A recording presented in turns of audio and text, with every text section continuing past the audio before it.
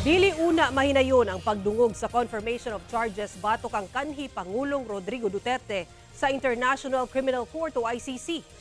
Kainumduman nga nakatakda unta ang pagdungog sa confirmation of charges batok ang FPRRD sa ICC karong September 23.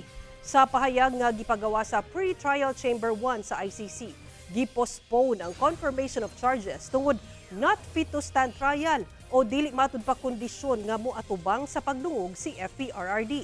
Sumala sa korte kini gumikan sa hangyo sa depensa ni Duterte alang sa indefinite adjournment sa mga proceedings. Mayorya sa chamber gikonsidera ang hangyo sa depensa. Magpagawas og laing anunsyo ang ICC alang sa petsa kung kanusa ipahigayon ang confirmation of charges. Kasamtangang nakakustudiya sa ICC sa The Hague sa the Netherlands si Duterte tungod sa kasong crimes against humanity subay sa anti-illegal drug war sa iyang kanhi administrasyon.